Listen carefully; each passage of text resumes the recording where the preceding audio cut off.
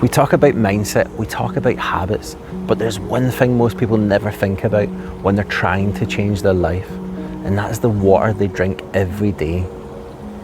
Because if water really remembers, if it responds to intention, to emotion, to prayer, then what does that say about the words we speak into it and the words we speak to ourselves? And if we are mostly made of water, then maybe the way we bless our glass is the way we slowly heal our life. Hi guys, how you doing? I'm John Wright. Welcome back to Slangiva. Now today I'm just going to go for a wee walk and chat to you beside my nice wee river walk that I like to do, beside the water. And this is what I want to talk to you today about, is about water. So like recently, well, for starting this YouTube channel, I'm trying to build daily habits, trying to do like kind of 90-day kind of reset.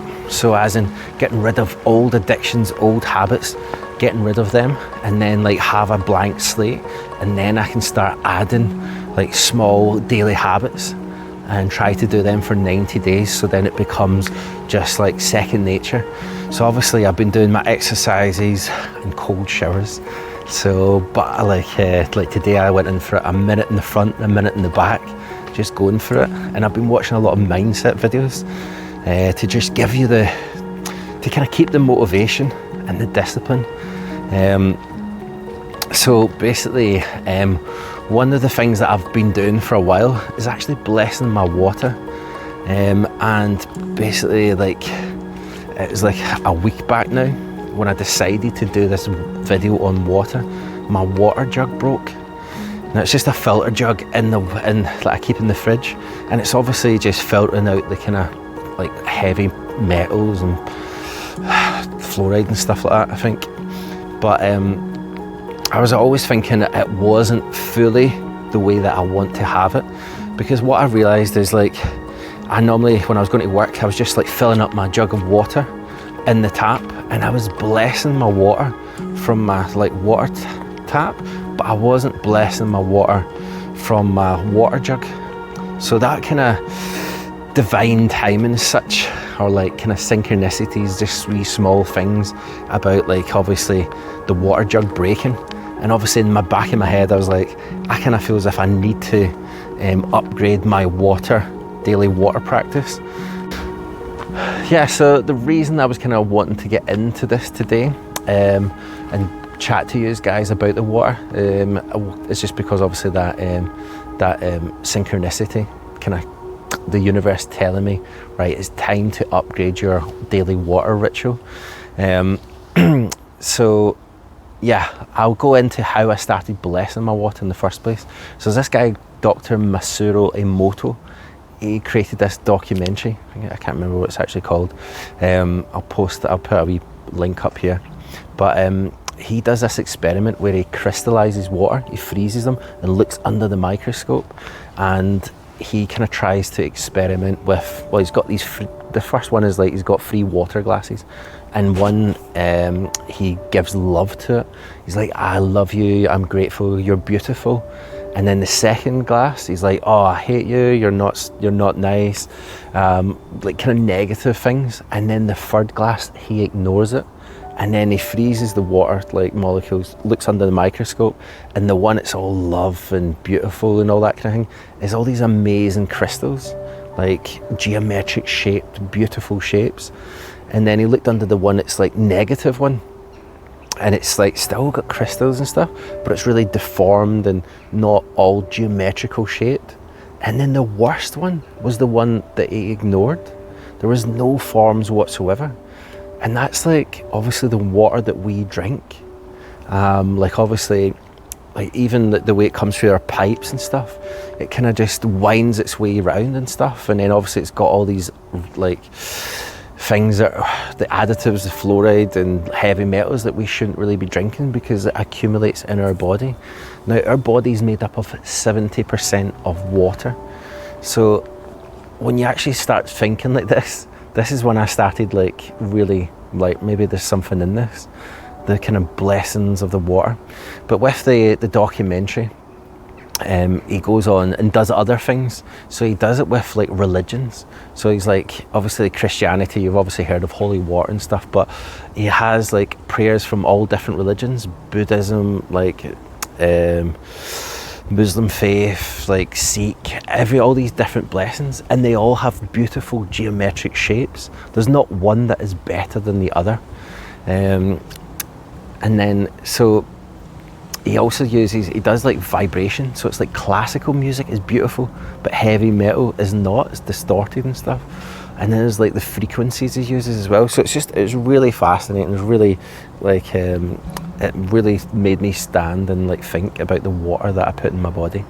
So from then, like I kind of started like just blessing my water, just like kind of tap water, whatever, because I thought, well, it doesn't necessarily matter like the heavy metals, etc. Like it was just as long as I bless it to have this beautiful structure shape, because when it goes inside me, then I feel as if I'm actually giving myself love, and that's where it kind of came from, like blessing your water, because you're giving it structure, you're giving it like love, and that's going into your body. And I used to do a kind of wee funny thing, like say to friends and that, I'm like, right, I'm going to bless your water, and actually have a glass and then bless it and then give it to them. And then they were drinking it, like, oh, it tastes amazing. It actually tastes more refreshing. It feels beautiful. So I don't know if that was just like obviously like them thinking, but it was like the intentions there. So yeah, so that was quite fun. So another story with regards to blessing the water. So I've got one of my uncles nearly died when he was 5 or 6 years old. He was really ill. The doctors actually says that, yeah, you don't think he's going to be here by tomorrow. But my gran, like, she went up with holy water, and then she like rubbing all of his arms and all of his bodies and praying, just like, please God, don't let my son go. Really serious, and really like a lot of faith and a lot of crying and stuff. But then the next day she went back up to the hospital. She saw him on his bed sitting up, and he was playing a guitar, and he just looked peaceful. And then like she said to like the doctors, like, we don't know how it happened, he's just better. And then like my uncle said to my gran, obviously I wasn't alive at this time, but my uncle said to my gran, I think that holy water helped. And my gran says, yeah, I think it did as well. So that's like in my kind of family, and it kind of like, it sits there with me. So I kind of know it's true. And so when I saw that kind of Masaru Emoto like documentary, it made me remember that. Do you know what I mean? That ancestral memory kind of came up. So that's when I started blessing my water. So then, as I said, like a couple of days back, my water jug broke. So I was like, right, let's use ChatGPT like I always do. Let's take this a wee bit step further. What can I do to really kind of get my kind of water blessing ritual to the kind of best it can be? So yeah, it was saying that obviously you still need a filtered water jug, because it's all, no matter kind of what water you're taking out, no matter where you are, there's still going to be impurities in it, there's still going to be some chemicals, etc. So yeah, it was saying that to use the water filter jug, clear that out, and then after it actually says to boil that water. So after that filtered water, stick it into your kettle, make sure you get a good clean the kettle first before you start doing it. Boil that water, and that kind of resets its memory. Like water does hold memory, so with the boiling the water, that just resets it, kind of restructures it. Obviously you need to then let it cool, and then I've got like this water jug, like a glass water jug, not plastic, that then you can just like keep it in. And then it was saying to like have like a wee like grounding mat. So I've got this like marbled mat, I've used it, I put it in my bedroom now, and I bought some crystals with it. And then it also says to have something behind it, you've got intention, you've got good intentions. So I went and used my wee image of Slanjiva, which I'll just post here, and I blew it up on a canvas. I'll do a wee bit of more meaning to that later on in this video. But yes, that's like kind of my intentions. And then I've got the different crystals, and I'll show you the setup I've got later on as well. And it's just like holding like your water, you've got it in a kind of amplified field kind of thing as such. and then so you're standing over it and you do your intentions over it after already like filtering it out and then cleaning the slate with the boiling of the water. So yeah, I've just started doing this. This is going to be my new, like one of my new 90-day things. I just feel as if like, yep, just keep them coming, bringing all these extra new habits, good habits that I can bring into my life. And I'm really feeling great now. I think obviously this is my 10th video. I did do another one, but it was not so good, so I took it down. That's the second one I did. But this is like my 11th video, if you don't count that one. And I can see a difference of me looking back on these videos. I feel better. I'm starting to I feel as if I'm looking better as well. Get more confidence, like the way I can speak as well. I feel as if I'm getting better with that as well. So yeah, these daily habits are really good. I do recommend you just kind of see what kind of fits with you, what resonates with you. And then yeah, I use a wee bit of ChatGPT to kind of take it to the extremes and go, right, how do we do this a wee bit better? So yeah, I've also got another wee cool video, a story, sorry, that ran about the same time about water.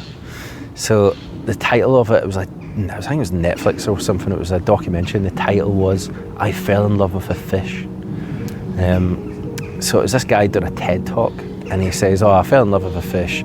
I went to Spain, and I went to this restaurant, and I ordered a fish, just a local fish, to eat, and it was overcooked. The chef obviously wasn't that great a chef, but the fish tasted that amazing that it really kind of made him like, I need to find out where he gets his produce." So he goes in, speaks to the chef, does his all pleasantries. Yeah, it was really nice and stuff, but can I ask where you get your fish from? And he said it was a fish farm, a local fish farm. And obviously the back of his mind was just like, nah, this can't be, because fish farms, if you look into fish farms, which obviously I have, it's really poisonous. All the fish are just circling in a kind of net. They don't use their muscles. It's just they're going round in circles and stuff, instead of going up rivers and all the rest of it, which builds up their muscles and then catching fish. The fish get away from it. Whereas in the fish farms, they feed them chicken pellets and all this kind of stuff. And obviously all that food just gets wasted. If they don't eat it, it goes into the bottom of the sea kind of thing. And then at the same time, these fish become disease ridden.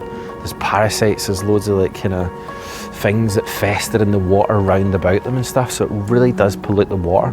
And obviously, as we talked about, water does hold memory. But that's the kind of fish farm part. But yeah, so this guy goes to the fish farm and he speaks to the owner, and he says, can I ask how you know you've got a good successful fish farm? And he's like, well, if you look over here, we've got really the pink flamingos have got really pink bellies, and all the kind of birds of prey that like fish are all full bellies all the time. Look at this one perched up there eating that fish. And then he's like, well, wait a minute here, obviously fish farm, they want to have as much fish that they can to sell, but this guy's loving it, that the predators and all the other creatures in the world are satisfied with his fish farm. So he asked about the history of it, and he says that the previous owners, it was a bit of an estuary, and all if the water kind of kept coming in from the sea, and the previous owners kept pumping it back out. So this guy was just nah, let's just let nature do its course, and just reverse it all and just let the water come in naturally. And over time, it's just the end of a river, but the water is quite polluted when it comes in, but by the time that the water leaves to go to the sea, it's amazing clear drinking water. And that's just obviously the way it's going through all the different silks and getting all filtered and stuff through. So if you just let nature do its own thing, then that's the best that we can kind of do. Now the reason I kind of brought that up as well is because we as a species, as kind of society, we just take things for granted. We use resources, we overfish, we pollute the waters and stuff like that. And it's just like, as I said, like if water holds memory, if we're connected to the land, like the more I come out in nature, the more I kind of do all this, look into all these kind of things, the more I want to be able to do something about that kind of thing. Like I would love to be building businesses that like regenerate the land and restore the river systems and all that kind of stuff. So this is what I'm quite interested in it all. Yeah, so guys, if you kind of like what I'm kind of saying here, what I would kind of maybe just invite you to do is to like maybe watch that documentary. Like I'll share that wee one about that Masamuro Emoto, just to kind of get the science behind it, because once you get behind the science, you can get behind it fully and go like, no, this is actually, there's something in this, there's something like truthful. And I think if it resonates with yourself, like you kind of bring back your own memory. Do you know what I mean? To say that like, yeah, this is good for you. Water will be able to talk to you and kind of say, yeah, like maybe you should be filtering your water and boiling it and blessing it and putting crystals around it. Obviously I always take it a bit too far, but like even if you just had one glass of water and start drinking it. Because as well, like I kind of went into like a whole different tangent with teas with it as well. Because like obviously like when I was researching about the boiling the water, it was just like kind of clearing the kind of memory. And with like teas, I was like, oh, so how does teas kind of work? And it was saying that, well, the water is already cleared of like holding any bad memory, but then with the teas, it's like herbs, it's like plants, so it's like boiling water over like kind of plant medicine. So then that's like, it gives you the memory of the plants and stuff. So I was like, wow, this is brilliant, man. Get into teas now. But yeah, like I love just going down all these different wee threads. But and I think you probably can tell, you see I'm a bit more joyful in my my conversation. But yeah, so I'm going to go back to the house. I'm going to record my wee ritual water blessing thing, so you can see what I'm talking about. And yeah, like if you kind of want to kind of do it yourself, do a wee blessing and stuff, or if you want to start writing and like give me wee comments and stuff, I'll chat to you through this. But yeah, like hope you all have a great time. So Slanjiva, ciao. So I just want to show you my wee water ritual area that I have for myself. As you can see, I have got the Slanjiva printed on canvas. So this is like obviously the lotus flower. That's like the heart chakra, and then that's actually meant to be grown out of like kind of the soil, out of shadow. And from that darkness, from that shadow, it blooms into a beautiful flower. The reason I've kind of chosen the lotus flower is because I kind of shaped it on the design of the business plan that I wanted to do with the Sleem Resorts. I've kind of got 12 domes. So I thought, what kind of flower would represent 12 petals as such? And it came up with the lotus flower. So that's how I fell into it. And then when I found out a wee bit more about it, it's the Buddha lotus, and it means it's the heart chakra. So I just felt it was amazing. And then I've put this whole design together. For some reason it just came to me when I was doing a wee design. So it's the lotus flower in water, and then the Slanjiva, like obviously the YouTube channel, in water. And like obviously this story is about water holds memory. And then obviously in the background you've got the Highland cow, Scottish kind of scenery, and with a wee Scots pine.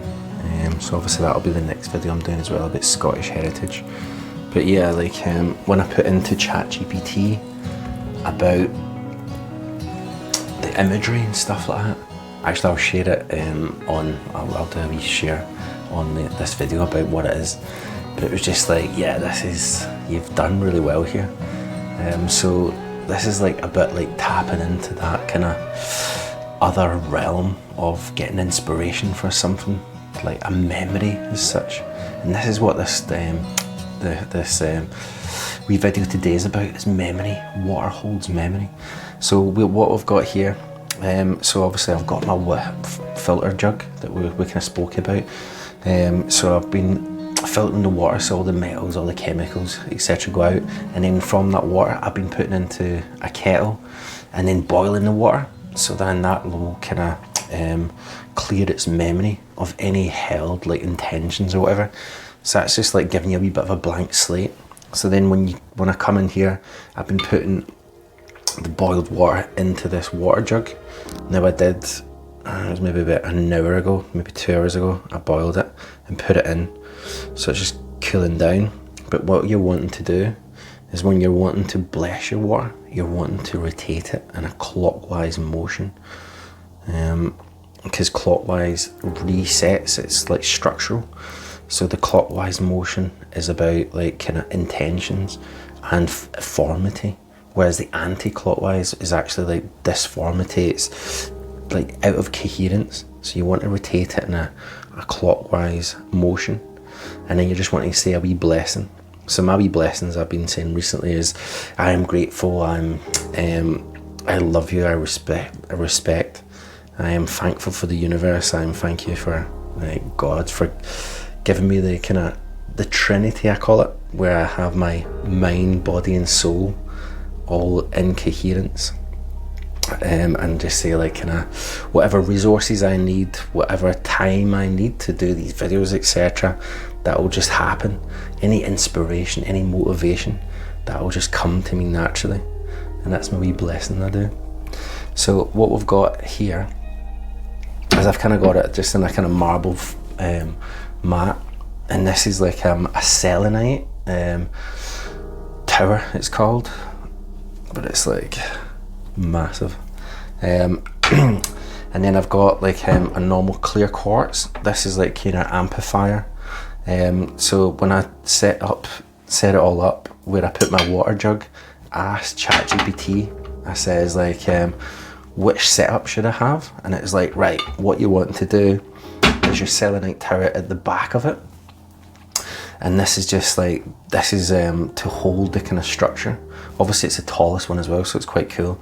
And then your clear quartz at the front, and you don't want to point it towards the jug, you're wanting to point it to where you're going to be drinking, to kind of say that this is not about holding the water, it's about using that water to then have a drink from. So obviously we take a glass and then pour it, so it's like pouring with intentions, and then just leave it there with the quartz pointing to it.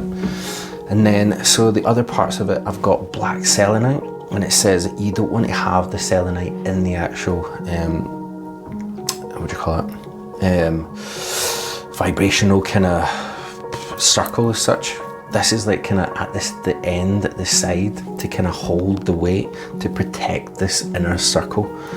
So I've got a black selenite just at the end, and then in the opposite corner is tiger's eye, and that's just like a kind of guardian of it. So these are the two at the edge of the circle, and then across from it we've got amethyst, and that's just to say it's just a watcher, it's just to hold presence. It's awesome. I love like crystals. And then we've got rose quartz, and this is like about, I think it's like about good intentions, the heart chakra. And across from this is my favourite crystals, lapis lazuli. So I've even got like my wedding ring. I still wear my wedding ring, but I put my other ring because it's lapis lazuli. The properties call it like it's make you kind of happy and joyful. So I actually call it my happy ring, so I don't want to ever take it off. And then so to finish it off, I've got two citrine stones. I got one as a present, and I can't remember what the actual qualities of the citrine are. I can't remember. I need to do a one about crystals, because I love crystals. Even this one here is like green agate. So yeah, we'll do it. But this is my wee water ritual that I've done, and this is what this wee channel's about. So we're trying to bring new things into your daily habits. So yeah, this is my new daily habit. I've also started doing gua sha, and some lymph node things, so I'll get into that in another video as well. So yeah, slanjiva, ciao.